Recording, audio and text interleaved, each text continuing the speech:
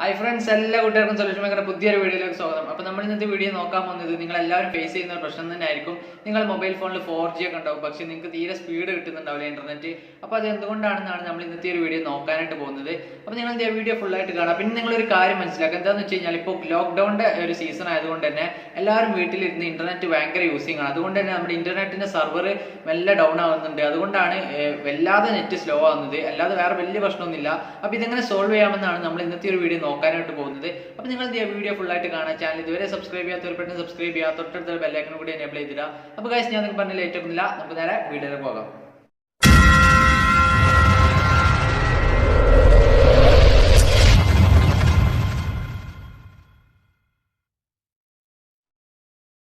അപ്പോൾ ഗൈസ്, ഞാൻ ആദ്യം എൻ്റെ ഇൻ്റർനെറ്റ് സ്പീഡൊന്ന് ചെക്ക് ചെയ്യാൻ പോവാണ്. ഇപ്പോൾ നിലവിൽ എൻ്റെ മൊബൈൽ ഫോണിൻ്റെ ഇൻ്റർനെറ്റ് സ്പീഡാണ് ഞാനിപ്പോൾ ചെക്ക് ചെയ്യുന്നത്.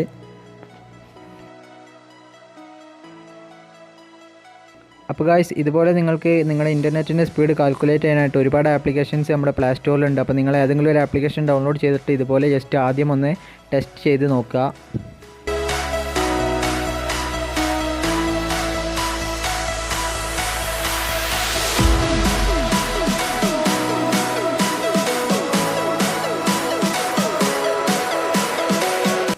ഓക്കെ ഗൈസ്, അപ്പോൾ നമ്മുടെ റിസൾട്ട് വന്നിട്ടുണ്ട്. 5.71 MB/s ആണ് ഡൗൺലോഡിങ് സ്പീഡ്. അതുപോലെ തന്നെ അപ്ലോഡിങ് സ്പീഡ് 7.18 MB/s.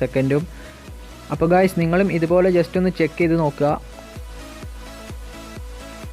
അപ്പോൾ ഗൈസ്, ഇനി നിങ്ങൾ ചെയ്യേണ്ടത് എന്താണെന്ന് വെച്ച് കഴിഞ്ഞാൽ നെറ്റ് ബൂസ്റ്റർ ആൻഡ് ഒപ്റ്റിമൈസർ എന്ന് പറഞ്ഞ ഈ ഒരു ആപ്ലിക്കേഷൻ ഡൗൺലോഡ് ചെയ്യുക. ലിങ്ക് ഞാൻ താഴെ ഡിസ്ക്രിപ്ഷനിൽ കൊടുത്തിട്ടുണ്ട്. ഡൗൺലോഡ് ചെയ്തതിന് ശേഷം നിങ്ങൾ എന്ത് ചെയ്യുക, ആ ഒരു ആപ്ലിക്കേഷൻ ജസ്റ്റ് ഒന്ന് ഓപ്പൺ ചെയ്യുക. അപ്പോൾ ഗൈസ്, നിങ്ങൾ ആപ്ലിക്കേഷൻ ഓപ്പൺ ചെയ്ത് കഴിഞ്ഞാൽ നിങ്ങൾക്ക് ഇതുപോലെ ആയിരിക്കും കാണാൻ സാധിക്കുക. അതിന് ഏറ്റവും താഴെയായിട്ടൊരു ബട്ടൺ ഓൺ ചെയ്യാനുണ്ടാവും. അത് ജസ്റ്റ് ഒന്ന് ഓൺ ചെയ്ത് കൊടുക്കുക. ഓൺ ചെയ്ത് കഴിഞ്ഞാൽ ആ ഒരു ആപ്ലിക്കേഷൻ നിങ്ങളുടെ നെറ്റിൻ്റെ സർവർ ഏതാണെന്ന് ജസ്റ്റ് ചെക്ക് ചെയ്യും. അതിന് ശേഷം കണക്റ്റ് ആകും. ഓക്കെ ഗൈസ്, അപ്പോൾ നമ്മൾ കണക്ട് ചെയ്ത് കഴിഞ്ഞു. ഇനി നമുക്ക് ചെയ്യാനുള്ളത് വീണ്ടും നമ്മുടെ മൊബൈൽ ഫോണിൻ്റെ നെറ്റ് ഒന്നും കൂടി ചെക്ക് ചെയ്യാണ്, നെറ്റിൻ്റെ സ്പീഡ്.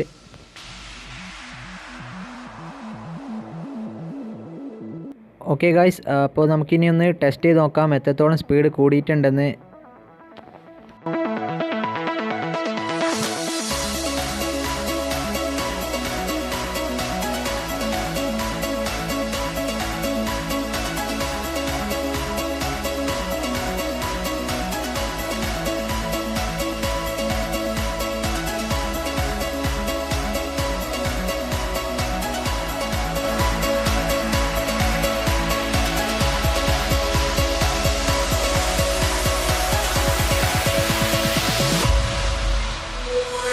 ഓക്കെ ഗൈസ്, അപ്പോൾ നമ്മുടെ റിസൾട്ട് വന്നിട്ടുണ്ട്. ഡൗൺലോഡിങ് സ്പീഡിലും അപ്ലോഡിങ് സ്പീഡിലും ഓരോ MB വെച്ച് കൂടിയിട്ടുണ്ട്.